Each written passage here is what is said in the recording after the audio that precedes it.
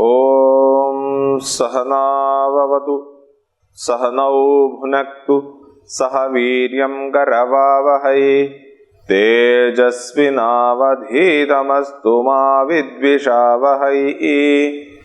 ഓം ശാന്തി ശാന്തി ശാന്തി. ഹരി ഓം ശ്രീ ഗുരുഭ്യോ നമഃ. ഹരി ഓം. ഓം സമസ്തജന കല്യാണേ നിരതം കരുണാമയം നമാമി ചിന്മയം ദേവം സദ്ഗുരും ബ്രഹ്മവിദ്വരം. മൂകം കരോതി വാചാലം പങ്കും ലംഘയതേ ഗിരിം യത്കൃപാതമഹം വന്ദേ പരമാനന്ദമാധവം പരമാനന്ദമാധവം.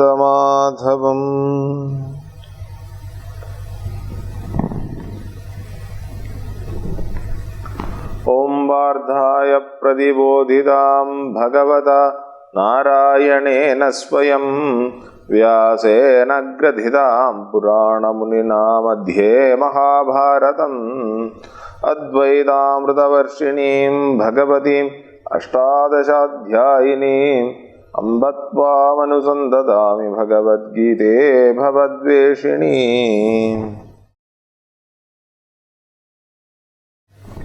ഹരി ഓം. എല്ലാവർക്കും നമസ്കാരം. നമ്മൾ ഭഗവത്ഗീതയിലെ വളരെ പ്രധാനപ്പെട്ട ഒരു പോർഷനിൽ കൂടാണ്, ഒരു ഭാഗത്തൂടാണ് നമ്മൾ കടന്നു പോയിക്കൊണ്ടിരിക്കുക. നമ്മൾ എന്താ കണ്ടത്? നമ്മൾ ഭഗവാൻ അർജുനന് ആദ്യം സാഖ്യത്തിനെ ഉപദേശിച്ചു. ആ സാഖ്യം അർജുനന് ഇപ്പോഴത്തെ ഒരു അവസ്ഥയിൽ പക്വത ഇല്ലാത്തതിനാൽ അതിലേക്ക് എത്താൻ സാധിക്കില്ല എന്ന് അറിഞ്ഞിട്ടോ അല്ലെങ്കിൽ നമ്മളെ ഓരോരുത്തർക്ക് വേണ്ടിയിട്ടോ ഭഗവാൻ ആ സാഖ്യത്തിലേക്ക് ചേരാനുള്ള യോഗത്തിനെ ഉപദേശിച്ചു. അപ്പം കർമ്മയോഗം എന്താണ് എന്ന് കണ്ടു, സാഖ്യയോഗം എന്താണ് എന്ന് കണ്ടു. അപ്പോൾ സ്വാഭാവികമായിട്ടും അർജുനന് ഒരു സംശയം ഉണ്ടായി എന്നാണ്. എന്ത്? ഈ സാഖ്യത്തിൽ കൂടെ ഉയരുന്ന അല്ലെങ്കിൽ യോഗത്തിൽ കൂടെ ഉയർന്ന് സാഖ്യയോഗത്തിൽ എത്തിയ അല്ലെങ്കിൽ ജ്ഞാനിയായിട്ടുള്ള ഒരാള് അദ്ദേഹം എങ്ങനെ ഇരിക്കും എന്നുള്ളതാണ് ചോദ്യം. എങ്ങനെയാണ് അങ്ങനെയുള്ള ഒരാള് എന്നുള്ളതാണ് ചോദ്യം. ഉടനെ അതിന് ഭഗവാനോട് അർജുനൻ ചോദിക്കുന്നത് വളരെ രസകരമായിട്ടാണ്. ഭഗവാൻ അതിനേക്കാളും രസകരമായിട്ടാണ് മറുപടി പറയുകയും ചെയ്യുക. എന്താ രസകരമായിട്ടാണ് ചോദിക്കുക എന്ന് പറയാൻ കാര്യം അർജുനന് അങ്ങനെ ആകണമെന്ന ആഗ്രഹമുള്ളത് കൊണ്ട് ഭഗവാനോട് ചോദിക്കും, ഭഗവാനെ സ്ഥിതപ്രജ്ഞന്റെ ലക്ഷണം എന്താണ്? സ്ഥിതപ്രജ്ഞൻ ആരാണ്? പ്രോപ്പറായിട്ട് യോഗത്തിൽ കൂടെ ഉയർന്ന് സാഖ്യത്തിലേക്ക് എത്തിയ ആളാണ്. ഓക്കെ, ആ സാഖ്യ ബുദ്ധി ഉറച്ച ആളെയാണ് സ്ഥിതപ്രജ്ഞൻ എന്ന് പറയാം. അപ്പൊ ആ സ്ഥിതപ്രജ്ഞൻ എങ്ങനെയാണ്? അതെങ്ങനെയുള്ള സ്ഥിതപ്രജ്ഞൻ? സമാധിയിലിരിക്കുന്ന സ്ഥിതപ്രജ്ഞൻ എങ്ങനെയാണ് എന്നുള്ള ആദ്യത്തെ ചോദ്യം. അത് കഴിഞ്ഞിട്ട് ആ സ്ഥിതപ്രജ്ഞൻ എങ്ങനെ ഇരിക്കും, എങ്ങനെ സംസാരിക്കും, എങ്ങനെ നടക്കും? അപ്പൊ നമ്മൾ വിചാരിക്കും സംസാരിക്കുന്നത് ഇങ്ങനെ സംസാരിക്കുമോ എന്നുള്ളതാണോ ചോദ്യം? അതല്ലെങ്കിൽ എങ്ങനെ ഇരിക്കുന്നു, ഇങ്ങനെ കസേരയിൽ ഇരിക്കുമോ, ചമ്പ്രക്കൊട്ടയിട്ടിരിക്കുന്നോ, പത്മാസനത്തിൽ ഇരിക്കുമോ എന്നുള്ളതാണോ ചോദ്യം? അതോ പിന്നെയോ എങ്ങനെ നടക്കും? അങ്ങനെ പതുക്കെ പതുക്കെ നടക്കുമോ, സ്പീഡിൽ നടക്കുമോ, എന്താണ്? ഭഗവാന് കൃത്യമായിട്ട് ഉത്തരം പറഞ്ഞു കൊടുക്കും. ആദ്യം ഭഗവാൻ എങ്ങനെയാണ് സ്ഥിതപ്രജ്ഞൻ എന്നുള്ളത്, എല്ലാ മുക്തപുരുഷന്മാരും എങ്ങനെയാണ്, അവരുടെ പ്രധാനപ്പെട്ട കാര്യം എന്താണ്? കാര്യം അവര് എല്ലാ തരത്തിലുള്ള കാമനകളെയും, സർവാൻ കാമാൻ, മനസ്സിലുള്ള എല്ലാ കാമനകളെയും പ്രജഹാതി, അതായത് പ്രകർഷേണ ജഹാതി, അതായത് ഒരു അണു പോലും ഇല്ലാത്ത രീതിയിൽ കുടഞ്ഞു കളഞ്ഞവരായിരിക്കും. അതായത് ആഗ്രഹങ്ങൾ ഇല്ലാത്തവരായിരിക്കും. അപ്പൊ നമുക്ക് ആഗ്രഹം ഉണ്ടോ എന്ന് ചോദിച്ചു കഴിഞ്ഞാൽ ഉണ്ടെന്നാണ് ഉത്തരം എങ്കിൽ നമ്മൾ സ്ഥിതപ്രജ്ഞനായിട്ടില്ല എന്നാ നമ്മളോട് തന്നെ ചോദിക്കേണ്ട അല്ലെങ്കിൽ നോക്കേണ്ടതായിട്ടുള്ള കാര്യമാണ്. അയ്യോ, അപ്പൊ നല്ല ആഗ്രഹം, എനിക്ക് ഈശ്വരനെ അറിയണം എന്നുള്ള ആഗ്രഹം, അതെ, അതും ഒരു ആഗ്രഹം തന്നെയാണ് എന്നാ.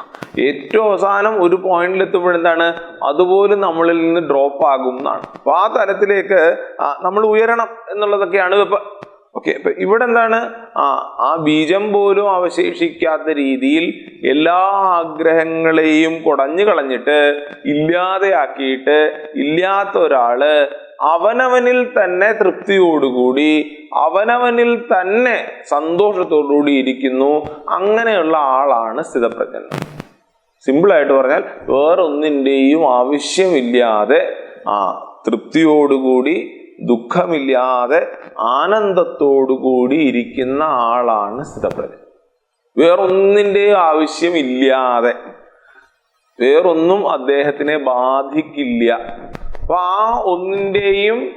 ഒന്നും ബാധിക്കാത്ത രീതിയിൽ ഇരിക്കാൻ കഴിയുന്നതായിട്ടുള്ള ആ ആളാണ് ഒരു സ്ഥിതപ്രജ്ഞൻ. എന്നിട്ട് നമ്മൾ ഇതിനെ ടെക്നിക്കലി മനസ്സിലാക്കാൻ വേണ്ടിയിട്ട് കഴിഞ്ഞ പ്രാവശ്യം സപ്തഭൂമിക കണ്ടു. അതായിരുന്നു കണ്ടു നിർത്തിയത്. എന്താണ്, ഒരു 7 തലങ്ങളിൽ കൂടെ നമ്മൾ പോയി. ആധ്യാത്മിക പാതയിലെ 7 തലങ്ങൾ. ശുഭേച്ഛ, അതായത് നിത്യാനിത്യ വസ്തു വിവേകപൂർവകം ഉള്ള മോക്ഷം വേണം എന്ന് ആഗ്രഹിക്കുന്ന അവസ്ഥ, അതിനെയാണ് ശുഭേച്ഛ എന്ന് പറയാം. ഓക്കെ, അതായത് വിവേകം ഉണ്ടായി തുടങ്ങുന്ന അവസ്ഥ, എനിക്ക് മോക്ഷം വേണം എന്നുള്ള ചിന്തയിലേക്ക് വന്ന അവസ്ഥ. ഇനിയോ വിചാരണ. വിചാരണ എന്ന് പറഞ്ഞാൽ ഗുരു ഉപാശ്രിത്യ ശ്രവണ മനനാദി രൂപ വേദാന്ത വിചാരം. വിചാരണ എന്ന് പറഞ്ഞാൽ നമ്മുടെ കോർട്ടിലെ വിചാരണയല്ല. പിന്നെയോ ഗുരുവിനെ കണ്ടതിന് ശേഷം ശ്രവണം ഇത്യാദി, അതായത് ശ്രവണ മനന നിധിധ്യാസനങ്ങൾ ഇത്യാദി വിചാരം ചെയ്യുക, അതിനെയാണ് വിചാരണ എന്നുള്ളത്. പിന്നെയോ തനുമാനസ നിധിധ്യാസനം, സവികൽപ്പ സമാധിയിലേക്ക് പോവുക. പിന്നെയോ സത്വാപത്തി, അതായത് വേദാന്ത വാക്യത്തിന്റെ അപരോക്ഷ സാക്ഷാത്കാരം, അതായത് നീ അതാണ്, തത് ത്വം അസി എന്നുള്ളതിനെ എനിക്ക് സാക്ഷാത്കരിക്കുന്ന അവസ്ഥ. ബ്രഹ്മവിദ്ദാണ് അങ്ങനെയുള്ള ഒരാള് എന്നാണ്. ഇവിടെ തൊട്ട് മോക്ഷം തുടങ്ങിയെന്നാണ്. അപ്പൊ എന്താ, ഈ മോക്ഷത്തിൽ പല പല തലങ്ങളുണ്ടോ? തലങ്ങളൊന്നും ഇല്ല. നമ്മളെ പോലുള്ള ആൾക്കാർക്ക് മനസ്സിലാക്കാൻ വേണ്ടിയിട്ടാണ് ഇത് പറയുക. ഓക്കെ, അപ്പം ഇങ്ങനെയുള്ള ആൾക്കാർ ലോകത്തിൽ ഇറങ്ങി നടക്കാൻ സാധ്യതയുണ്ട്. നമ്മൾ പറയില്ലേ, മഹാത്മാക്കളായിട്ടുള്ള ആൾക്കാർ, മോക്ഷം നേടിയ ആൾക്കാരെന്നെല്ലാം പറയുമ്പോൾ അവർ ലോകത്തിൽ ഇറങ്ങി നടക്കുന്നുണ്ട് എങ്കിൽ അവർ ബ്രഹ്മവിദ്യകളാണ് എന്ന് പറയുന്ന, ടെക്നിക്കലി പറയാൻ വേണ്ടിയിട്ട് മാത്രം. നമുക്ക് ഇവരെ ഇങ്ങനെ ഇങ്ങേര് ബ്രഹ്മവിദ്യാണ്, മറ്റേ ആൾ ബ്രഹ്മവിദ്വരനാണ്, അങ്ങനെ വേർതിരിക്കേണ്ട കാര്യമില്ല. എങ്കിലും നമുക്ക് പഠിക്കാൻ വേണ്ടിയിട്ട് നമ്മൾ ഇങ്ങനത്തെ ഓരോ തലങ്ങളെ പറ്റി സംസാരിക്കുന്നേ ഉള്ളൂ എന്നാ. പിന്നെയോ അസംശക്തി എന്ന് പറയുന്ന അടുത്തൊരു തലം, പദാർത്ഥ അഭാവന എന്ന് പറയുന്ന അടുത്ത തലം, ലാസ്റ്റ് ആയിട്ട് തുര്യക എന്ന് പറയുന്ന 7ാമത്തെ ഭൂമിക. എല്ലാം എന്താണ്, ഈ പറഞ്ഞ സത്വാപത്തി മുതൽ എല്ലാം ആ ആനന്ദത്തിൽ ആറാടിയിരിക്കുന്ന ആളെ പറ്റിയാണ് പറയുന്നത് എന്ന് ഓർത്തോണം. നമ്മൾ ഓരോരുത്തരും അതിലേക്കാണ് നമ്മൾ എത്തേണ്ടത് എന്നാണ്. ചോദ്യം എളുപ്പമാണ് നമ്മൾ കണ്ടു ഇല്ലേ, എങ്ങനെ സ്ഥിതപ്രജ്ഞ? പക്ഷെ ഇത് പറഞ്ഞു മനസ്സിലാക്കണ്ടേ? പറഞ്ഞു മനസ്സിലാക്കുക മാത്രമല്ല നമുക്ക് മനസ്സിലാക്കണ്ടേ. നമ്മൾ ആലോചിക്കേണ്ട കാര്യം, നമ്മൾ ഏതൊക്കെ തലത്തിൽ സ്ഥിതപ്രജ്ഞ അല്ലാതിരിക്കുന്നു എന്നുള്ളത് നോക്കുക. എളുപ്പത്തിൽ കിട്ടും. കാര്യം എന്നാ, ഫുൾ ടൈം അത് തന്നെ ആയിരിക്കും.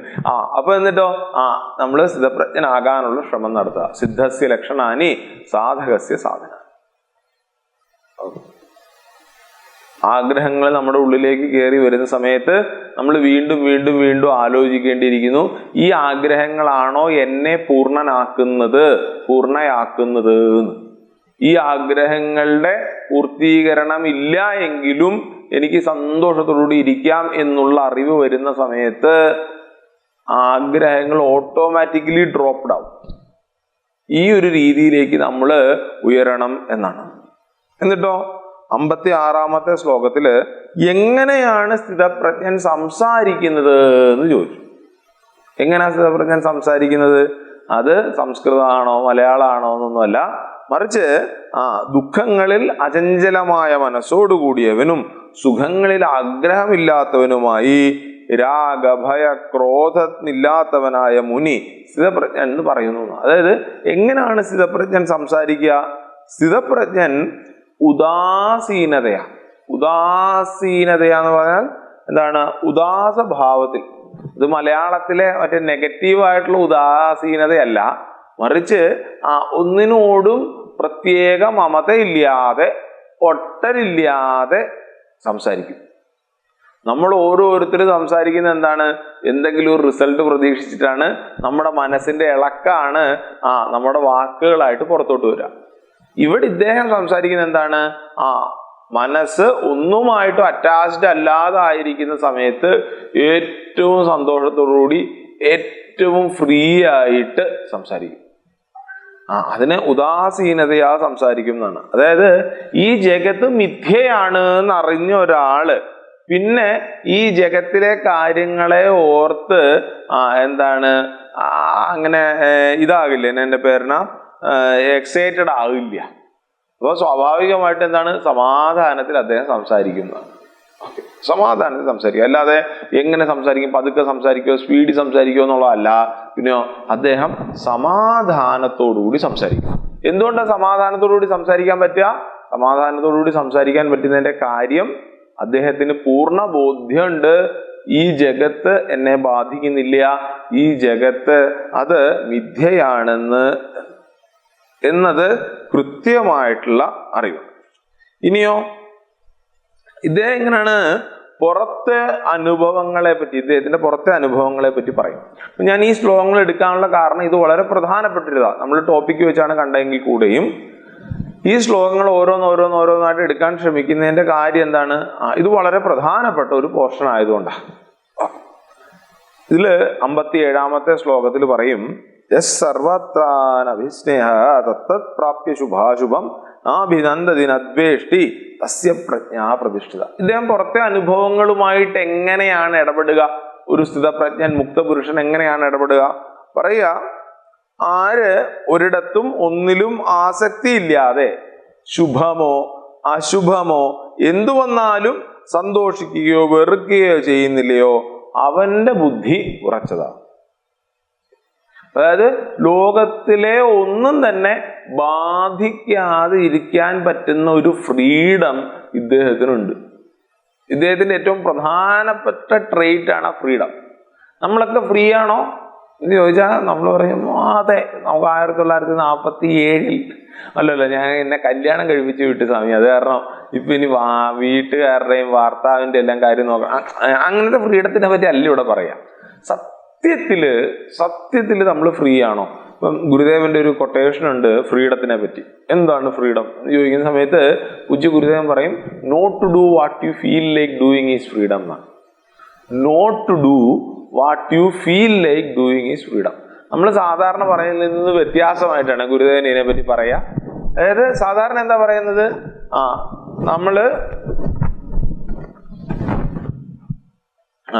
നമ്മള് സാധാരണ രീതിയിൽ എനിക്ക് തോന്നിയതൊക്കെ ചെയ്യാൻ പറ്റുന്നതാണ് ഫ്രീഡം എന്നാണ് പറയാ. ഇവിടെ ഗുരുദേവൻ പറയുന്നത് നമുക്ക് തോന്നുന്നതെല്ലാം ചെയ്യാതിരിക്കാൻ പറ്റുന്നതാണ് ഫ്രീഡം എന്നാണ്. എന്താ എന്നോട് പറഞ്ഞേ. അതായത് ഇപ്പൊ ഞാൻ ചെയ്യുന്നത് അല്ലെങ്കിൽ എനിക്ക് തോന്നുന്നത് എന്തുകൊണ്ടാണ്? എൻ്റെ മനസ്സുകൊണ്ടാണ്, എൻ്റെ മനസ്സിലെ രാഗദ്വേഷങ്ങൾ കൊണ്ടാണ്. അപ്പോൾ ആ മനസ്സിന്റെ രാഗദ്വേഷങ്ങളാണ് എന്നെ കൊണ്ട് ഓരോ കാര്യങ്ങൾ ചെയ്യിക്കാൻ വേണ്ടിയിട്ട് എന്ത് ചെയ്യുക, പുഷ് ചെയ്യുന്നത്. അപ്പൊ അതിനോട് പറ്റത്തില്ല എന്ന് എൻ്റെ ബുദ്ധിക്ക് പറയാൻ പറ്റുന്നതാണ് ഫ്രീഡം. എൻ്റെ മനസ്സ് വലിച്ചെടുത്തോണ്ട് പോകുന്നിടത്തോട്ടൊക്കെ പോവുകയാണെങ്കിൽ ഞാൻ എൻ്റെ മനസ്സിനും എൻ്റെ ഇന്ദ്രിയങ്ങൾക്കും അടിമയാണ്.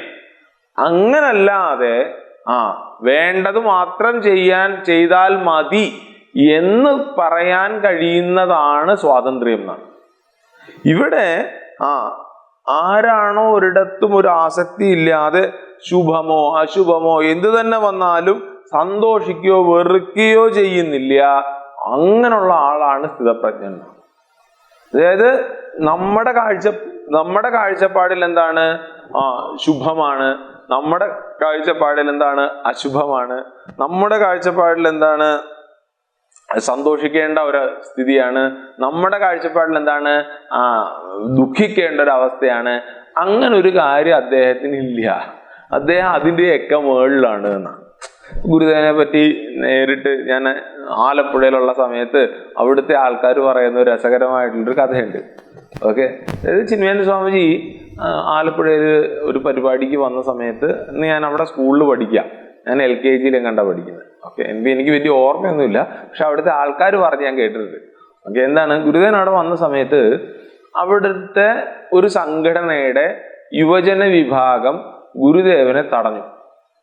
എന്തോ വിഷയത്തിൻ്റെയൊക്കെ പേരില, അവിടെ സ്കൂളുമായിട്ടുള്ള എന്തോ വിഷയത്തിൻ്റെയൊക്കെ പേരിൽ അവിടുത്തെ യുവജന വിഭാഗം സ്വാമിജിയെ തടഞ്ഞു. തടയുക മാത്രമല്ല, കരിങ്കൊടി കാണിച്ചു. അപ്പൊ ഇന്ന് കരിങ്കൊടി കാണിക്കുന്ന കണക്കൊന്നും അല്ല കേട്ടോ, അന്ന് ഇടിയൊന്നും കിട്ടുന്നില്ല. പക്ഷെ ചിന്മയാനന്ദ സ്വാമിജിയെ തടഞ്ഞിട്ട് കരിങ്കൊടി കാണിച്ചു. സന്തോഷം.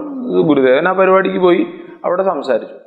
ഇത് കഴിഞ്ഞിട്ട് എന്താ ഒരു 20 കിലോമീറ്റർ 25 കിലോമീറ്റർ അപ്പുറത്ത് ഈ യുവജന സംഘടനയുടെ ഹെഡ് ക്വാർട്ടേഴ്സ് ഉണ്ട്. യുവജന സംഘടനയുടെ അല്ല, അതിന്റെ മാതൃസംഘടനയുടെ ഹെഡ് ക്വാർട്ടേഴ്സ് ഉണ്ട്. അവിടെയാണ് ഗുരുദേവന്റെ അടുത്ത പരിപാടി. മനസ്സിലായില്ലേ? ആലപ്പുഴയിൽ ഒരു സ്ഥലത്ത് പരിപാടി, അത് കഴിഞ്ഞ് ഒരു 25 കിലോമീറ്റർ അപ്പുറത്ത് മാറി ഈ ഗുരുദേവന് ഇവിടെ കരിങ്കൊടി കാണിച്ച സംഘടനയുടെ ഹെഡ് ക്വാർട്ടേഴ്സിലാണ് ഗുരുദേവന് അടുത്ത പരിപാടി. അവിടെ ചെല്ലുമ്പോൾ 1 കിലോമീറ്റർ 1.5 കിലോമീറ്റർ നീളത്തിലുള്ള രണ്ട് താലപ്പൊലി, ആ ഒരു ലൈനോട് കൂടിയാണ് ആൾക്കാർ ഗുരുദേവനെ സ്വീകരിക്കുന്നതെന്നാണ്. മനസ്സിലായില്ലേ? അതായത് ഒരേ സംഘടനയുടെ ആൾക്കാര് ഒരു സ്ഥലത്ത് വെച്ചിട്ട് കരിങ്കൊടി കാണിച്ചു, മറ്റേ സ്ഥലത്ത് താലപ്പൊലിയോടുകൂടി സ്വീകരിച്ചു എന്നാണ്. ഇതിനെ രണ്ടിനെയും ഒരേപോലെ നോക്കിക്കാണാൻ പറ്റുന്ന ആളാണ്. ഒന്ന് ആലോചിച്ച് നോക്കണം. നമ്മൾ ഇനി നമ്മുടെ കാര്യം ആലോചിച്ച് നോക്കണം.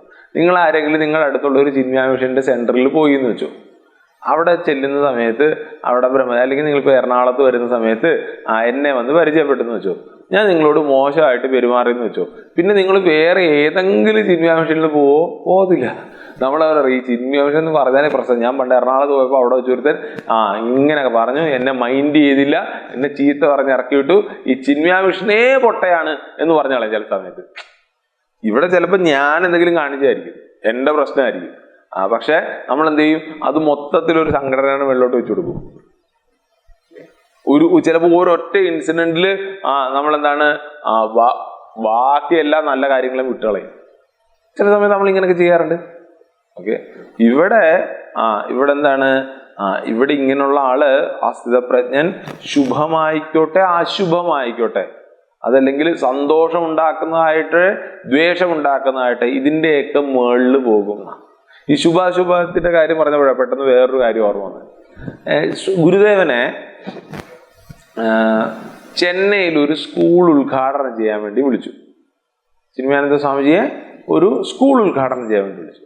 അപ്പം ഗുരുദേവൻ സമയമൊക്കെ നോക്കിയപ്പോൾ ചെന്നൈയിൽ ഗുരുദേവന് ആ സമയത്ത് ഒരു യജ്ഞമുണ്ട്. ആ യജ്ഞത്തിന് വരുന്ന സമയത്ത് ഗുരുദേവൻ പറഞ്ഞു, ഓക്കെ, യജ്ഞത്തിന് പോകുന്ന വഴിക്ക് ഞാനിവിടെ ഉദ്ഘാടനം ചെയ്യാൻ വരാം, ഞാൻ ഇതിന് ഉദ്ഘാടനം ചെയ്തിട്ട് ഞാൻ എൻ്റെ യജ്ഞത്തിന് പൊക്കോളാം എന്ന് തീരുമാനിച്ചു. ഇവർ നോക്കി വന്നപ്പോഴത്തേക്കും ഞായറാഴ്ചയാണ് സമയം.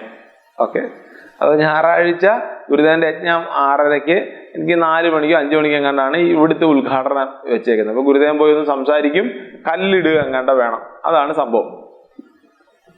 ഇവര് വളരെ സന്തോഷത്തോടെ എക്സൈറ്റഡ് ആയിട്ട് എന്താണ് ഈ കമ്മിറ്റിക്കാര് ഗുരുദേവന്റെ ഡേറ്റും മേടിച്ചുകൊണ്ട് പോയി.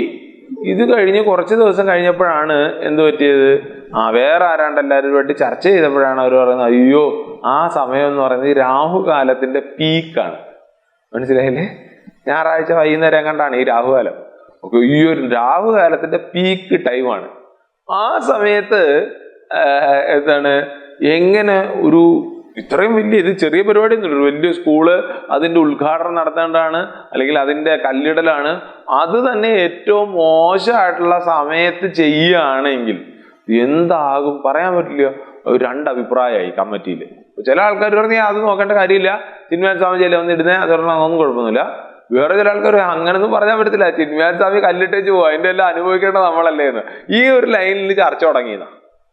പക്ഷെ ഇവർക്ക് എന്തോ ധൈര്യം തോന്നിയില്ല. ഗുരുദേവന്റെ ഇതിന്റെ സമയം മാറ്റി തരാൻ പറ്റുമെന്ന് ചോദിച്ചില്ല. എന്തൊക്കെയാണെങ്കിലും ഗുരുദേവൻ ആ സമയത്ത് എത്രയോ നാളുകൾക്ക് ശേഷം, 4-5 മാസത്തിന് ശേഷമായിരിക്കും അവിടെ യജ്ഞം വന്ന സമയത്ത്, ചെന്നൈയിൽ യജ്ഞം വന്ന സമയത്ത് ഗുരുദേവൻ സ്കൂളിന്റെ കല്ലിടാൻ വേണ്ടി പോയി.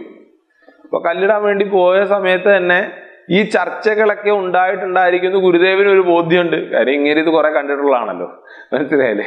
അപ്പോ ഗുരുദേവൻ ഉദ്ഘാടന പ്രസംഗത്തിൽ പറഞ്ഞു എന്നാണ്, ഉദ്ഘാടനത്തിന്റെ അല്ല, കല്ലിടുന്ന സമയത്തുള്ള ആശംസാ പ്രസംഗത്തില് അല്ലെങ്കിൽ അനുഗ്രഹ ഭാഷണത്തിൽ ഗുരുദേവൻ പറഞ്ഞു എന്നാണ്, ഞാൻ രാഹുവിനോട് പറഞ്ഞിട്ടുണ്ട് എന്ത്, ആ ഗേറ്റിന് വെളിയിൽ നിൽക്കാൻ. ഓക്കെ, ഈ പരിപാടി കഴിഞ്ഞിട്ട് പുള്ളി വരുള്ളൂ. മനസ്സിലായില്ലേ? ഇങ്ങനെ പറയാൻ പറ്റണം എന്നുണ്ട് എങ്കിൽ ഓക്കെ, അത് ആ ജ്ഞാനത്തിന്റെ പുറത്താണ്. ഇന്നും ആ സ്കൂള് ചെന്നൈയിലെ ഒരു ടോപ്പ് 5 സ്കൂൾസിൽ ഒരു സ്കൂളായിട്ടുണ്ടേ. സ്കൂളിന്റെ പേര് ഞാൻ പറയുന്നില്ല, ചിന്മയ വിദ്യാലയ അല്ല, വേറൊരു സ്കൂളാണ്. ഓക്കെ, ടോപ്പ് 5 സ്കൂളുകളിൽ ഒരു സ്കൂളായിട്ട് ആ സ്കൂളുണ്ട്. ഓക്കെ, പറഞ്ഞെന്താ വെച്ചാൽ മഹാത്മാക്കള് അവരെന്ത് ചെയ്താലും അത് ലോക സംഗ്രഹത്തിന് വേണ്ടിയിട്ടായിരിക്കും. അല്ലെങ്കിൽ വേറൊരു രീതിയിൽ മറ്റേ ഈ ഇതിൻ്റെ അകത്ത് പറയുന്ന കണക്ക് എന്താണ്, ഉസ്താദ് ഹോട്ടലിനകത്ത് പറയുന്ന കണക്ക് വേറൊരു രീതിയിൽ ഒന്ന് തിരിച്ച് ചിന്തിച്ചു നോക്കിയെന്ന് പറഞ്ഞു കഴിഞ്ഞാൽ നമ്മൾ ചെയ്യുന്നതൊക്കെ ലോക സംഗ്രഹത്തിന് വേണ്ടിയിട്ടാകുന്ന സമയത്ത് നമ്മൾ മഹാത്മാക്കളാകുന്ന, മനസ്സിലായില്ലേ? ഇവിടെ സ്ഥിതപ്രജ്ഞൻ ആഗ്രഹങ്ങൾ, സ്വാർത്ഥ ആഗ്രഹങ്ങളില്ലാതെ അവനവനിൽ തന്നെ തൃപ്തിയോടുകൂടി എന്ത് ചെയ്യുമ്പോഴും അത് ലോക കല്യാണത്തിന് മംഗളത്തിനായിട്ട് വരും. അവര് ശുഭം എന്താണെന്നോ അശുഭം എന്താണെന്നോ മാനം എന്താണെന്നോ അപമാനം എന്താണെന്നോ ആസക്തി ഇല്ലാതെ ഇടം. ഇതാണ് സ്ഥിതപ്രജ്ഞന്റെ പ്രത്യേകത. നമ്മളില്ലെങ്കിലോ, നമ്മൾ ഓരോ ആഗ്രഹങ്ങൾ ഉള്ളിൽ വരുമ്പോ ഈ ഇന്ന ആഗ്രഹങ്ങളെ നിറവേറ്റണം എന്നുള്ള ആഗ്രഹം വരുന്ന സമയത്ത് നമ്മൾ അതിനെതിരായിട്ട് എന്തെങ്കിലും ഒരു കാര്യം കാണുമ്പോൾ ദുശകുനമായിട്ടും നല്ല ശകുനമായിട്ടൊക്കെ കണ്ടിട്ട് ചില ആൾക്കാർ പണിയെടുക്കും, ഉള്ളത് നിർത്തും. ഇല്ലില്ല, ഇതൊന്നും ഇവരെ ബാധിക്കില്ല, ഇവർ ചെയ്യേണ്ട കാര്യം ചെയ്തുകൊണ്ടേയിരിക്കും. അത് ദുശകുനമല്ല, നല്ല ശകുനമല്ല, അവർക്ക് അങ്ങനെ ഒന്നും ഇല്ല. ചെയ്യേണ്ടത് എന്താണോ അതേ ചെയ്തുകൊണ്ടേ ഇരിക്കും. അപ്പം എങ്ങനെ സ്ഥിതപ്രജ്ഞൻ സംസാരിക്കുന്നു? ഉദാസീനതയാ സംസാരിക്കുന്നു. ഈ ലോകത്തിൽ എങ്ങനെ ഇടപെടുന്നു? ശുഭാശുഭങ്ങൾക്കെല്ലാം അതീതനായി കണ്ട് ഇടപെടും. ഇനി രണ്ടാമത്തെ ചോദ്യം, എങ്ങനെയാണ് സ്ഥിതപ്രജ്ഞൻ ഇരിക്കുക? എങ്ങനെയാണ് സ്ഥിതപ്രജ്ഞൻ സംസാരിക്കുക എന്നുള്ളത് കണ്ടു. ഇനി എങ്ങനെയാണ് സ്ഥിതപ്രജ്ഞൻ ഇരിക്കുന്നത്? കസേരയിലാണോ ഇരിക്കുന്നത്? നോക്കാം. എങ്ങനെ ഇരിക്കുക? 58ാമത്തെ ശ്ലോകം, യഥാ സംഹരതേജായം കൂർമോങ്കാനീവ സർവശഃ ഇന്ദ്രിയാണീന്ദ്രിയാർത്ഥേഭ്യഃ തസ്യ പ്രജ്ഞാ പ്രതിഷ്ഠിത. എങ്ങനെയാ സ്ഥിതപ്രജ്ഞൻ ഇരിക്കുന്നത്? ഇവിടെ ആമയുടെ ഉദാഹരണം എടുക്കുകയാണ്. ആമയുടെ ഉദാഹരണം. അപ്പൊ സ്ഥിതപ്രജ്ഞൻ ആമയെ പോലാണ് ഇരിക്കുന്നത്? എനിക്ക് അപ്പോഴേ അറിയരുത് അങ്ങനെയൊക്കെ ആയിരിക്കും ഇരിക്കുന്നത്, അല്ലല്ലേ? ആമയുടെ ഉദാഹരണമാണ് നമ്മുടെ മുമ്പിലേക്ക് ശാസ്ത്രം, ആചാര്യന്മാര് വെക്കുക. എന്താണ് ആമ? നമ്മളിങ്ങനെ ആമയെ തൊട്ടാൽ ആമയുടെ കയ്യും കാലും തലയും എല്ലാം പ്രക് എന്ന് പറഞ്ഞ അകത്തേക്ക് വലിക്കും. ഇല്ലേ? പെട്ടെന്ന് എനിക്ക് പണ്ട് കൊച്ചിലെ നമ്മുടെ എല്ലാം അവിടെ കുട്ടനാട് ഏരിയയിലൊക്കെയാണ് അവിടേക്ക് ഇങ്ങനെ ആമയൊക്കെ കയറി വരുമ്പോൾ നമ്മൾ പ്രധാനമായിട്ട് ചെയ്തുകൊണ്ടിരുന്ന കാര്യമാണ്, ആമ ആദ്യം മലത്തിടുന്ന സമയത്ത് ആമ ഇങ്ങനെ കയ്യും കാലെല്ലാം ഇങ്ങനെ വെച്ചോണ്ടിരിക്കും. അപ്പോൾ അത് കഴിയുമ്പോൾ നമ്മൾ അതിനെ തൊടുന്ന സമയത്ത് ഉടനെ ആമ ഇതെല്ലാം കൂടെ വലിക്കും. ഓക്കെ, നമ്മൾ എന്നിട്ട് ഈ ആമയുടെ പുറത്ത് ഇങ്ങനെ പതുക്കെ എന്തെങ്കിലും ഇങ്ങനെ പണ്ടൊക്കെ ഓരോ കാണിച്ചുകൊണ്ടിരുന്നെല്ലാം പറയാൻ പാടില്ല ഇപ്പം, എങ്കിൽ കൂടെയും ഈ ആമയെ വെച്ചെല്ലാം കളിപ്പിക്കുകയായിരുന്നു. മനസ്സിലല്ലേ? അപ്പൊ ആ സമയത്ത് ഭയങ്കര രസമാണ്. ആമ ഇങ്ങനെ തൊട്ട് കഴിഞ്ഞാൽ എങ്ങനെയാണ് തൊട്ടാവാടിയൊക്കെ ഇങ്ങനെ മൂടുന്നത്, അതേപോലെ ആമ ക്രക്ക് എന്ന് പറഞ്ഞിട്ട് ഇത് അകത്തേക്ക് വലിച്ചെടുക്കുന്ന. ഇവിടെ എന്താ ആചാര്യന്മാർ ഉദ്ദേശിക്കുക, സൂചിപ്പിക്കുക, പറയുക എഫേർട്ട്ലെസ്നെസ്സിനെ കാണിക്കുകയാണ്. എങ്ങനെയാണ് സ്ഥിതപ്രജ്ഞൻ ഇരിക്കുക? ഈ 5 ഇന്ദ്രിയങ്ങളെയും അകത്തേക്ക് ടക്ക് എന്ന് പറഞ്ഞ് വലിച്ചിരിക്കാൻ അദ്ദേഹത്തിന് പറ്റും. ഒരു ആമ ഇരിക്കുന്നത് പോലെ. ആമയുടെ ഇന്ദ്രിയങ്ങൾ വലിച്ചിട്ടില്ല, 4 കാലും 1 തലയും വാലും മാത്രമേ അകത്തേക്ക് വലിച്ചിട്ടുള്ളൂ. പക്ഷെ ആമ വലിക്കുന്നത് അത്രയും എഫേർട്ട്ലെസ് ആയിട്ടാ. ആമ ഇങ്ങനെ തൊടുമ്പോ ആമ പോലും അറിയുന്നില്ലായിരിക്കും ചിലപ്പോ തലയും കാലും കയ്യും എല്ലാം ഉള്ളിലേക്ക് വലിഞ്ഞിട്ടുള്ള കാര്യം. അത്ര എഫേർട്ട്ലെസ് ആയിട്ടാണ് ആമ ഉള്ളിലേക്ക് ഒതുങ്ങുന്നത്. സ്ഥിതപ്രജ്ഞൻ അദ്ദേഹത്തിന്റെ ഇന്ദ്രിയങ്ങളെ എന്ത് ചെയ്യുന്നു? ഇന്ദ്രിയങ്ങളെ ടക്ക് എന്ന് പറഞ്ഞിട്ട് വലിക്കും. ഈ ലോകം കിടന്നു മറിഞ്ഞാലും, ഈ ലോകം എന്തു തന്നെ നടത്തിയാലും അതിലൊന്നും ഇളകാതെ സ്ഥിതപ്രജ്ഞൻ എങ്ങനെ ഇരിക്കും? സമാധാനത്തിലിരിക്കും. നമ്മളാണെങ്കിലോ നമ്മളുമായിട്ട് ബന്ധം വരുന്ന കാര്യങ്ങൾ എന്തെങ്കിലും ഒരു രീതിക്ക് തെറ്റായിട്ട് പോയി കഴിഞ്ഞു കഴിഞ്ഞാൽ നമ്മൾ മൊത്തത്തിൽ അജിറ്റേറ്റഡ് ഉണ്ടാവും. എനിക്ക് രസകരമായിട്ടുള്ളൊരു സിനിമ സന്ദർഭം ചില സമയത്ത് ഓർമ്മ വരുന്നതാണ്. അങ്ങനെ ആകാൻ പറ്റുമെന്ന് ചില സമയത്ത് ആലോചിച്ചിട്ടുണ്ട്. ഏതാണെന്നറിയോ? കാലാപാനി സിനിമയില്ലേ? കാലാപാനി സിനിമയ്ക്കകത്ത് അവിടെ ഒരാളുടെ ആഹാരത്തിൻ്റെ അകത്ത് എന്തുണ്ട്, തവളയോ പൂച്ചയെങ്ങാണ്ട് വീണു എന്ന് പറഞ്ഞിട്ട് പ്രശ്നം ഉണ്ടാകുന്ന സമയത്ത് അയാളെ കൊണ്ട് നിർബന്ധിച്ചിട്ട് ആഹാരം കഴിപ്പിക്കാൻ ശ്രമിക്കുന്ന സമയത്ത് അവിടെ എല്ലാവരുമായിട്ട് ഇടി നടക്കും. ഓടിച്ചിട്ട് പോലീസുകാര് ആ സ്വാതന്ത്ര്യ സമര സേനാനികളെ അല്ലെങ്കിൽ അവിടുത്തെ കുറ്റവാളികളെ തല്ലിച്ചതക്കുക. ആ സമയത്ത് പ്രഭുവിൻ്റെ ഒരു ക്യാരക്ടർ ഉണ്ട്, തമിഴ് നടൻ പ്രഭുവിൻ്റെ. അയാള് ഇതൊന്നും ശ്രദ്ധിക്കാതെ അവിടെ ഇരുന്നിട്ട് ആഹാരം കഴിച്ചുകൊണ്ടിരിക്കുക. അയാള് സ്ഥിതപ്രജ്ഞനാണെന്ന് പറയല്ല, പക്ഷെ അവിടെ എന്തൊക്കെ പ്രശ്നങ്ങൾ ഉണ്ടായാലും അതൊന്നും തന്നെ ബാധിക്കില്ല എന്നുള്ള ബോധത്തില്, ഉറപ്പില് അയാൾ അവിടെ ഇരുന്ന് കഴിച്ചുകൊണ്ടിരിക്കുക. ഇതേപോലെ അത് സ്വാർത്ഥത എന്ന് പറയാം. പക്ഷെ ഇതേപോലെ ഈ ലോകത്തിൽ എന്തൊക്കെ നടന്നാലും അതൊന്നും എന്നെ ബാധിക്കില്ല എന്നുള്ള ബോധ്യത്തില് ആ സ്ഥിതപ്രജ്ഞൻ സമാധാനത്തോടുകൂടി ഇരിക്കുന്ന. നമുക്കിതിപ്പോൾ മനസ്സിലാവില്ലയോ എന്ന് എനിക്ക് അറിയില്ലേ. എനിക്ക് കൂടെ രസകരമായിട്ടുള്ളൊരു ഇൻസിഡന്റ് രമണ മഹർഷിയുടെ ജീവിതത്തിലുണ്ട്. അപ്പോൾ ഭക്തന്മാരാരാണ്ടോ രമണ മഹർഷിയെ പോയി കണ്ടു. എപ്പോഴാണെന്നറിയാവോ? ഇതിന്റെ സമയത്ത് രണ്ടാം ലോകമഹായുദ്ധം നടക്കുന്ന സമയത്ത് രമണ മഹർഷി ആൾക്കാർ പോയി കണ്ടിട്ട് പറഞ്ഞു, ഭഗവാനെ അങ്ങ് എന്തെങ്കിലും ചെയ്യണം. എന്താണ്? ഇവിടെ രണ്ടാം ലോകമഹായുധം നടക്കുകയാണ്, ആയിരക്കണക്കിന് ആളുകൾ മരിച്ചുകൊണ്ടിരിക്കുകയാണ്. അപ്പൊ ഇവര് ചെന്ന് ചോദിക്കുന്ന ആൾക്കാർക്ക് ഒരു ധാരണയുണ്ട്, ഇദ്ദേഹത്തിന് എന്തെങ്കിലും അത്ഭുത സിദ്ധിയൊക്കെ കാണും എന്ന് വിചാരിച്ചിട്ടൊക്കെ ആകാം. ഓക്കെ, അപ്പൊ രണ്ടാം ലോകമഹായുധം നടക്കുകയാണ്, എന്തെങ്കിലും ചെയ്യണം ഭഗവാനെ എന്ന് ചോദിക്കും. ഉടനെ രമണ മഹർഷി മറുപടി ചോദിച്ചു എന്നാണ്, ഏതു ലോകം എന്ന്. മനസ്സിലായില്ലേ? ഈ യുദ്ധം നടക്കുന്നത് ഏത് ലോകം എന്ന്. കാര്യം അങ്ങനെ ഒരാൾക്ക് ഈ ഒരു ലോകം തന്നെ ഇല്ല എന്ന്. ഇതാണോ ശരി എന്നെല്ലാം ചോദിച്ചുകൊണ്ട് വരരുത്. കാര്യം അവരിയ്ക്കുന്ന തലം ടോട്ടലി ഡിഫറെന്റ് ആയിട്ടുള്ള തലമാണ്. മനസ്സിലായില്ലേ? നമ്മള് പഠിച്ച് ഇത്തിരി വേദാന്തമൊക്കെ കൊണ്ട് ഇമ്മാതിരി ഡയലോഗൊക്കെ ചില സമയത്തൊക്കെ അടിക്കും. ഞാൻ കണ്ടിട്ടുണ്ട് നേരിട്ട്. അതായത് ഒരു മരണം ഉണ്ടാകുന്ന സമയത്ത് മരിക്കുന്ന അവിടുത്തെ വീട്ടുകാരൊക്കെ പോയി ഇത്തിരി വേദാന്തം പഠിച്ച ആൾക്കാർ പോയി പറയും, മരണം എന്നൊന്നില്ല. മനസ്സിലായില്ലേ? ഇങ്ങനെയൊക്കെ പഠിച്ച് കളയും, മരണം എന്നൊന്നില്ല, നമ്മൾ ദുഃഖിക്കേണ്ട കാര്യമില്ല എന്നെല്ലാം അടിച്ചളയും. ഇല്ല, അവിടെ ഒന്നും പോയി ഈ സാധനം പറയരുത് എന്നാ. മനസ്സിലായല്ലേ? പക്ഷേ രമണ മഹർഷിയെ പോലുള്ള ഒരാള്, അദ്ദേഹത്തിന് ലോകമില്ല.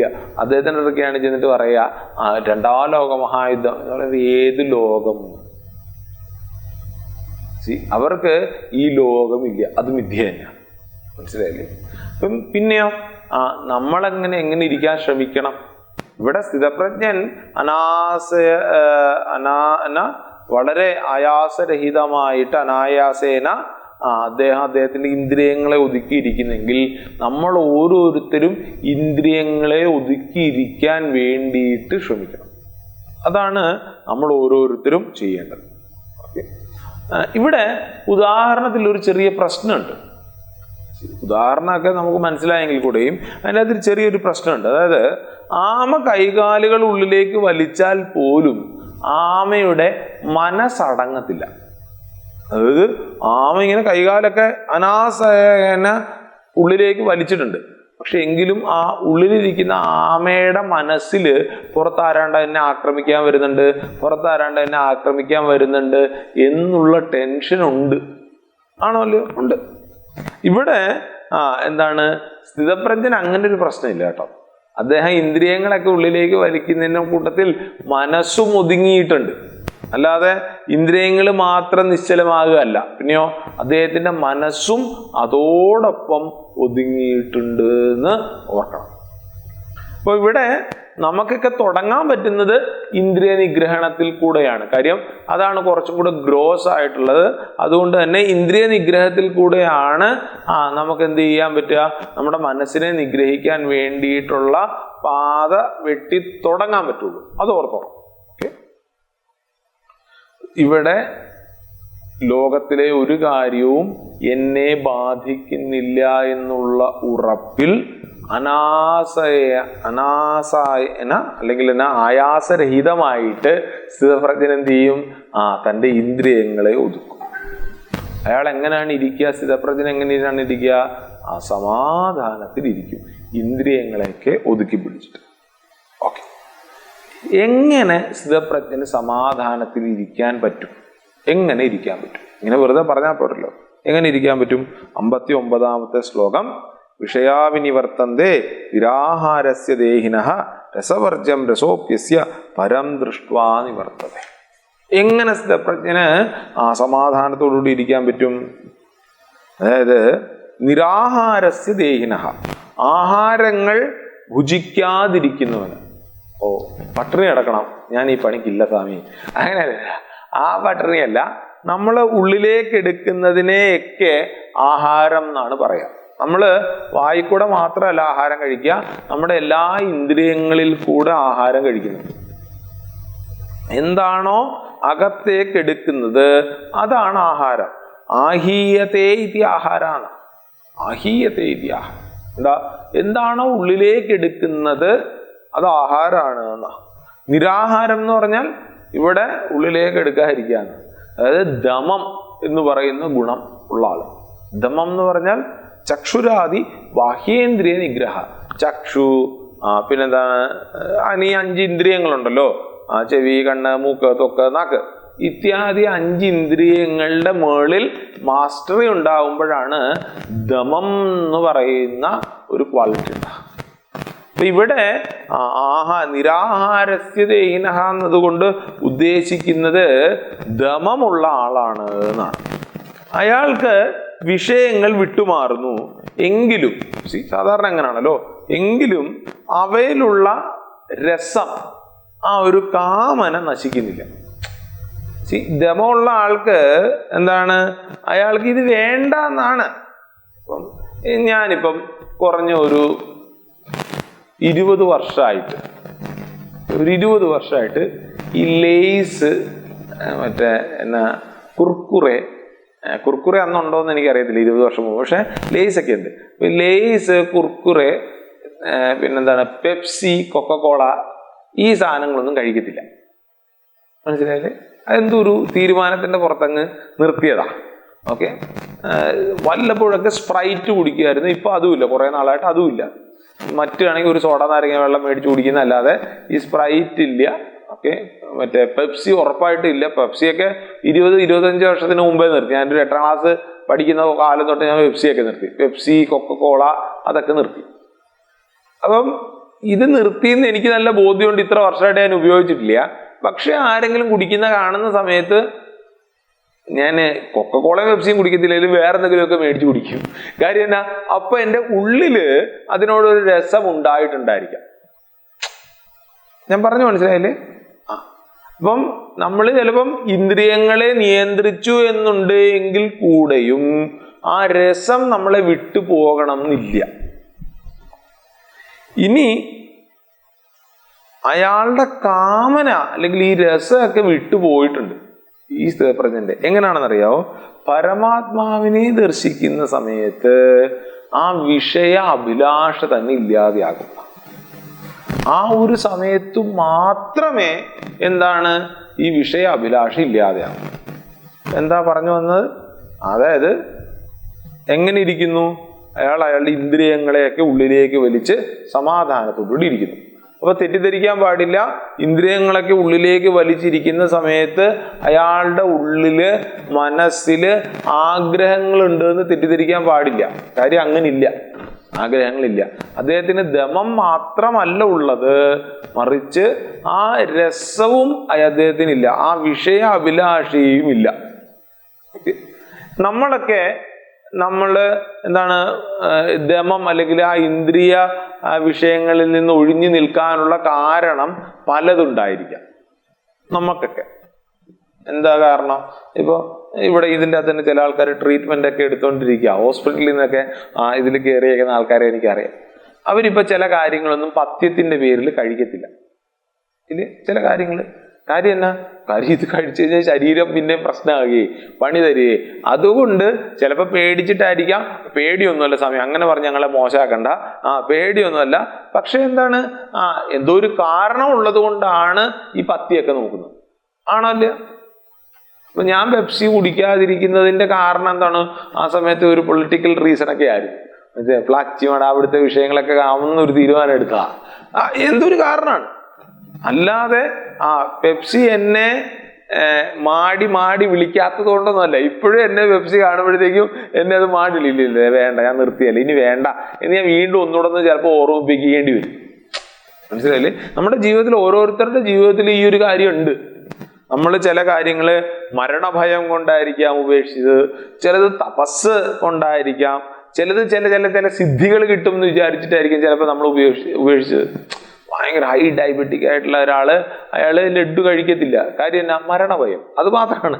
മനസ്സിലായി? അല്ലെങ്കിൽ ശരീരത്തിന് പണി ഉണ്ടാകരുതെന്ന് വിചാരിച്ചിട്ടാ, അല്ലെങ്കിൽ ഇന്ന കാര്യങ്ങൾ ചെയ്താൽ നന്നായിരിക്കും എന്ന് ചിന്തയുള്ള ഒരാള് എന്താണ് ഒരു കാരണവശാൽ ചെയ്യാതിരിക്കാൻ ശ്രമിക്കുന്നതിന്റെ കാരണം എന്താണ്? കാര്യം ആ കാര്യം എനിക്ക് നേടണം, അതിനു വേണ്ടിയിട്ടാണ്. ഞാൻ കഴിഞ്ഞിടയ്ക്ക് ഒരു സിനിമ കണ്ടു. കഴിഞ്ഞിടയ്ക്കല്ല, 2 ദിവസം മുമ്പ് ഒരു സിനിമ കണ്ടു. 12th ഫെയിൽ എന്നാണ് ആ പടത്തിന്റെ പേര്. നല്ല പടമാണ്, വളരെ മോട്ടിവേഷൻ നൽകുന്നതായിട്ടുള്ളൊരു പടമാണ് 12th ഫെയിൽ. അതായത് ഒരു പയ്യൻ, അവൻ 12ാം ക്ലാസ് തോറ്റു പോവും. അത് കഴിഞ്ഞിട്ട് അയാൾ പഠിച്ച് IPS എടുക്കുന്നതാണ്. അത് പ്രത്യേക ട്രെയിനിങ്ങുകൾ വളരെ കുറച്ച് നേടി, പ്രിലിംസ് തന്നെ എഴുതിയെടുക്കും, മെയിൻസിന് വേണ്ടി മാത്രം കോച്ചിങ്ങിന് പോയി IPS എഴുതിയെടുക്കുന്നതാണ്. യഥാർത്ഥത്തില് ഒരു എന്താണ് റിയൽ ലൈഫ് സ്റ്റോറിയാണ്. അതാണ് പടം. ഓക്കെ. അപ്പൊ അതിൻ്റെ അകത്ത് ഇതേ കാര്യങ്ങൾ വരും. അതായത് മനഃപൂർവമായിട്ട് ചില കാര്യങ്ങൾ അയാൾ ഉപേക്ഷിക്കേണ്ടി വരും. ഉപേക്ഷിക്കുന്നത് എന്തിനാണ്? അത് IPS കിട്ടാൻ വേണ്ടിയിട്ടാണ്. ഇവിടെ സ്ഥിതപ്രജ്ഞന്റെ അവസ്ഥ അതല്ല. അദ്ദേഹം ആ പരമാത്മാവിനെ അറിഞ്ഞപ്പോ പിന്നെ വേറൊന്നും അയാളെ ഫാസിനേറ്റ് ചെയ്യിക്കുന്നില്ല എന്നുള്ളതാണ് കാര്യം. എന്താണ് ഞാൻ പറഞ്ഞില്ലേ, നിന്നെ അറിയണം എന്നുള്ള ഒറ്റ ആഗ്രഹത്തിൽ ബാക്കിയുള്ള ആഗ്രഹങ്ങളെല്ലാം അലിഞ്ഞ് ഇല്ലാതെയായി എന്ന്. അതായത് ഭഗവാനെ അറിയണം എന്നുള്ള ഒറ്റ ആഗ്രഹം വന്നപ്പോ ബാക്കിയുള്ള ആഗ്രഹങ്ങളൊക്കെ ഇല്ലാതെയായി. അതല്ലെങ്കിൽ വേറൊരു ഉദാഹരണം എടുത്താൽ, നല്ല മധുരമുള്ള ഒരു ലഡ്ഡു കഴിച്ചു കഴിഞ്ഞാൽ പിന്നെ ചായക്ക് മധുരം കാണുമോ? ഇല്ല. അതേപോലെ ആ പരമാത്മാവിനെ അറിഞ്ഞു കഴിയുന്ന സമയത്ത് ഈ ലോകത്തിലുള്ള സുഖത്തിനൊന്നും തന്നെ വിലയില്ലാതെ വരും ഓട്ടോമാറ്റിക്കലി. ആ സമയത്ത് ഇന്ദ്രിയങ്ങളെ ടക്ക് എന്ന് വലിക്കാൻ പറ്റും. ഇന്ദ്രിയങ്ങളുടെ മേളിൽ മാസ്റ്ററി ഉണ്ടായിരിക്കും. സമാധാനത്തോടുകൂടി ഇരിക്കാൻ പറ്റും. അപ്പൊ സത്യത്തില് എപ്പോഴേ നമുക്ക് ഇതില് ചെയ്യാൻ പറ്റുള്ളൂ? ആ സമാധാനത്തോടുകൂടി, നമ്മൾ ഈ പറയുന്ന സമാധാനത്തിൽ ഇരിക്കാൻ പറ്റുള്ളൂ നമ്മൾ മോക്ഷത്തിലേക്ക് ഉയരുന്ന സമയത്ത് മാത്രമാണ്. പക്ഷേ ചിലപ്പോൾ ഈ ശമവും ദമവും ഒക്കെ നമുക്ക് പോസിബിൾ ആവും. നമ്മൾ പ്രാക്ടീസ് ചെയ്യുന്ന സമയത്ത് പോസിബിൾ ആവും. പക്ഷേ നമ്മൾ ഓർക്കേണ്ട കാര്യം എന്താണ്? നമ്മള് കൃത്യമായിട്ട് ആ ഭഗവാനെ, ആ പരമാത്മാവിനെ, ആ സത്യത്തിനെ അറിഞ്ഞാൽ മാത്രമേ പൂർണ്ണമായിട്ട് നമുക്ക് ഇതിൻ്റെ അകത്തുനിന്ന് പുറത്തു കിടക്കാൻ പറ്റൂ. മറ്റേ ആ ഗുരുവിൻ്റെ കഥ കേട്ടിട്ടില്ലേ? അതായത് ആ ഗുരുവിൻ്റെ ഇടയ്ക്ക് ശിഷ്യൻ വന്ന് ചോദിക്കും എന്നാണ്, ഗുരു അങ്ങ് മനസ്സിനെ നിയന്ത്രിച്ചോ എന്ന് ചോദിക്കുന്നതാണ്. ഓക്കെ. ഉടനെ ഗുരു പറയും, നീ ഞാൻ പിന്നെ ഉത്തരം പറയാൻ പറയും. ഇവൻ്റെ ഒരു അരമണിക്കൂർ കഴിഞ്ഞ് പിന്നെയും ചെല്ലും. അപ്പോൾ ഈയിടെ ഇപ്പോഴല്ല, നീ കുറച്ച് നാൾ കഴിഞ്ഞ് വരാൻ പറയും. ഇപ്പോൾ ഒരു 2 മാസം കഴിഞ്ഞിട്ട് ചെല്ലും. പറയട്ടെ ഇപ്പോഴല്ല, നീ കുറച്ചും കൂടെ നാൾ കഴിഞ്ഞിട്ട് വരാൻ പറയും. അങ്ങനെ ഇടയ്ക്കിടയ്ക്ക് ഈ ശിഷ്യൻ 1 വർഷം 2 വർഷം എല്ലാം ഇടവിട്ടെല്ലാം വന്ന് ചോദിക്കും, ഗുരു മനസ്സിനെ നിയന്ത്രിച്ചോ എന്ന് ചോദിക്കും. ഏറ്റവും അവസാനം ഗുരു മരണക്കിടക്കയിൽ ഇങ്ങനെ കിടക്കുന്ന സമയത്ത് ഗുരു ആ ശിഷ്യനെ വിളിപ്പിക്കും. ശിഷ്യൻ അടുത്ത് വരുമ്പോൾ പറയും, ഞാൻ എൻ്റെ മനസ്സിനെ നിയന്ത്രിച്ചു എന്ന് പറഞ്ഞിട്ട് ടക്ക് എന്ന് പറഞ്ഞ് മരിച്ചു പോകുന്നതാണ് കഥ. ഓക്കെ, ഇതാണ് കഥ. അയ്യോ, അപ്പം മരണം വരെ നമുക്ക് മനസ്സിനെ നിയന്ത്രിക്കാൻ പറ്റില്ലേ? നമ്മളെ പോലുള്ള ആൾക്കാരാണെങ്കിൽ മരണം വരെ ചിലപ്പോൾ പറ്റില്ല. അത് കഴിഞ്ഞാലും പിന്നെ മനസ്സ് അവിടെ ഉണ്ട്. അതല്ല, പിന്നെ എപ്പോഴും എങ്ങനെ സത്യത്തിൽ നിയന്ത്രിക്കാൻ പറ്റുള്ളൂ? ആ മോക്ഷം നേടിക്കഴിഞ്ഞാൽ പിന്നെ ഈ മനസ്സ് ഒരു പ്രശ്നമല്ല. കാര്യം നമ്മൾ മനസ്സിന് അതീതനായിട്ട് മാറും, മനസ്സിന് മുകളിൽ പോകും. അതുവരെ നമുക്ക് നമ്മുടെ മനസ്സിനെയോ അല്ലെങ്കിൽ മനസ്സിന്റെ ഉള്ളിലെ ആഗ്രഹങ്ങളെയോ അല്ലെങ്കിൽ ആ രസത്തിനെയോ നമുക്ക് പിടിക്കാൻ പറ്റില്ല. നിയന്ത്രിക്കാൻ പറ്റും ഒരു തലം വരെ, പൂർണ്ണമായിട്ട് മാസ്റ്റർ ചെയ്യാൻ പറ്റണം എന്നില്ല. നമുക്ക് ചില സമയത്ത് തോന്നും, എന്താ ഞാൻ ഭയങ്കരമായിട്ട് മാസ്റ്റർ ചെയ്തു എന്നല്ല, തോന്നല് മാത്ര. എപ്പോഴാണ് അതിനെ ഇളക്കാൻ പറ്റുന്ന ഒരു ടെംപ്റ്റേഷൻ വരുന്നത്, അവിടെ ചിലപ്പോൾ ഇത് ഇളകിപ്പോകും. എപ്പോഴേ പൂർണ്ണമായിട്ട് ഇതിനെ നിയന്ത്രിക്കാൻ പറ്റുള്ളൂ, എപ്പോഴാണോ ഞാൻ ആ പരമമായിട്ടുള്ള സത്യത്തിനെ അറിയുന്നത്, ആ സമയത്തു മാത്രമേ എനിക്ക് മനസ്സിലാക്കാൻ പറ്റും. അതുകൊണ്ടാണ് നമ്മുടെ ആചാര്യന്മാർ വീണ്ടും വീണ്ടും വീണ്ടും വീണ്ടും പറയുക, എന്താണ്, നീ ഈ ചെറിയ ചെറിയ ചെറിയ ചെറിയ അഡ്ജസ്റ്റ്മെന്റിൽ ഒതുങ്ങാൻ പാടില്ല, പൂർണ്ണമായിട്ടുള്ള ഒരു മാറ്റത്തിലേക്ക് തന്നെ പോകണം. നമ്മളെല്ലാം ഈ ജുഗാഡിന്റെ ആൾക്കാരെന്ന് പറഞ്ഞു കഴിഞ്ഞാൽ എന്തെങ്കിലും ഒരു ചെറിയ കാര്യം വെച്ച് അഡ്ജസ്റ്റ് ചെയ്ത് വെച്ചിട്ട് ഇങ്ങനെ ഇളകുന്ന ഒരു സ്റ്റാൻഡ് ഉണ്ടെങ്കിൽ നമ്മളൊരു കല്ല് താഴെ വെച്ചൊന്ന് അഡ്ജസ്റ്റ് ചെയ്ത് വെപ്പിക്കും. മനസ്സിലായില്ലേ? അങ്ങനെയാണ് നമ്മുടെ എല്ലാ കാര്യങ്ങളും. ഇല്ലില്ല, ഈ കാര്യത്തില് എന്ത്, ആനന്ദത്തോടുകൂടി ഇരിക്കുന്നതില്, സന്തോഷത്തോടുകൂടി ഇരിക്കുന്നതില്, തൃപ്തിയോടുകൂടി ഇരിക്കുന്നതില് അങ്ങനത്തെ എളുപ്പ വഴികളൊന്നും ഇല്ല. മോക്ഷം നേടുക എന്നുള്ളത് മാത്രമാണ്. ഓക്കെ, എന്നിട്ട് എന്ത് പറ്റും? അത് നമ്മൾ അടുത്ത ക്ലാസ്സിൽ കാണും. നമ്മൾ എന്തൊക്കെയാ കണ്ടത്? സ്ഥിതപ്രജ്ഞന്റെ ലക്ഷണം എന്താണ്? ഒറ്റ ലക്ഷണമേ ഉള്ളൂ. എന്താണ്? സർവ്വ ആഗ്രഹങ്ങളെയും കുടഞ്ഞു കളഞ്ഞ് അവനവനിൽ തന്നെ തൃപ്തിയോടുകൂടി ഇരിക്കുന്ന ആളാണ് സ്ഥിതപ്രജ്ഞൻ. ഈ സ്ഥിതപ്രജ്ഞൻ എങ്ങനെയാണ് സംസാരിക്കുന്നത്? ആഗ്രഹങ്ങൾക്കെല്ലാം അതീതനായി സമാധാനത്തോടുകൂടി ഇളക്കമില്ലാത്ത മനസ്സോടുകൂടി സംസാരിക്കുന്നു. എങ്ങനെയാണ് ഇരിക്കുന്നത്? അയാള് വളരെ ഈസി ആയിട്ട്, വളരെ ഫ്ലെക്സിബിൾ ആയിട്ട്, വളരെ അനായാസേന അദ്ദേഹം എന്ത് ചെയ്യും? അദ്ദേഹം തൻ്റെ ഇന്ദ്രിയങ്ങളെ ഒതുക്കി നിർത്തിക്കൊണ്ട് അവിടെ സമാധാനത്തോടുകൂടി ഇരിക്കും.